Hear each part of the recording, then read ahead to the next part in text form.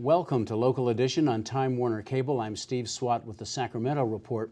In the next few minutes, we're going to talk about an issue at the state capitol that few are really thinking about, why there's a need to protect pets in abuse cases. My guest this segment is Brian Maienschein, who is a member of the State Assembly from San Diego. Thanks for being with us. It's great to be here. So a lot of people, aren't aware that this is an important issue in terms of getting restraining orders or going after abusers.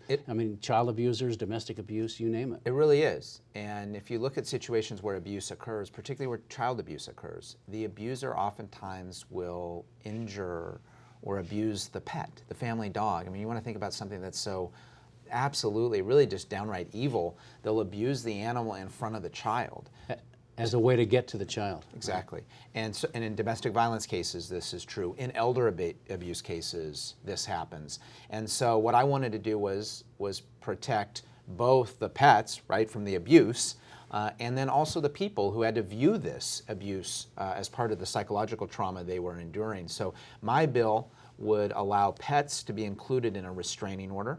So if an individual, an abuser, is being restrained from contact with the person being abused, right, we can also add pets now to it, so that person can't get near the person, and they also can't get near the animal. It's my understanding that a lot of people, let's say battered women or whatever, they're afraid to leave the abuser because they're afraid what might happen to the pet if they leave the pet behind. Exactly. We found really interesting statistics, for example, where there's disasters.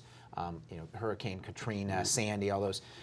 They've done polling afterwards that showed, for example, that nearly half of the people wouldn't leave because of their pets. So think about that when you have a tornado coming or you have a hurricane coming. You have all these horrible, people are so attached to their pets that they won't leave in those situations. We see the same thing in abuse situations where somebody's being abused but they love that animal so much they don't want to leave because they're afraid of what's going to happen to the animal, or the abuser directly threatens the animal in order to keep the woman or the child or someone who's elderly there. And in line, so to speak. In line. I came across another number, maybe it was in the materials that you have.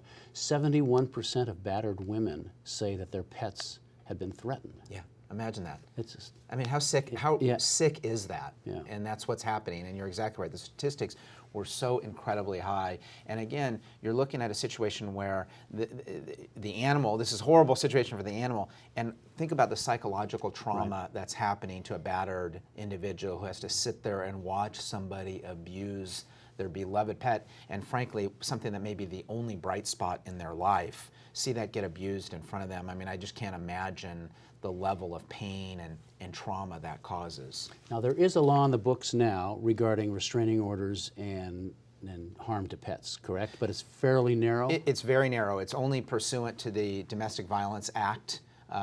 And so my bill expands that to include a much wider range of situations where a pet can be included in a restraining order. And for example, what other? So child abuse. Child abuse. And frankly, not that you want to rank any one above the other. They're all horrible, but that one is particularly horrible. Right. So in those cases, all domestic violence cases now, elder abuse cases, so any situation where they can get a restraining order, now the pet can be included.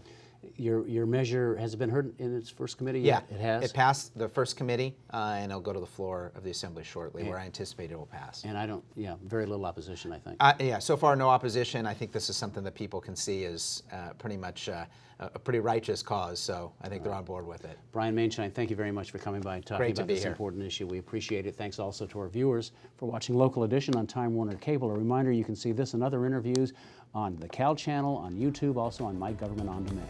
Have a good day.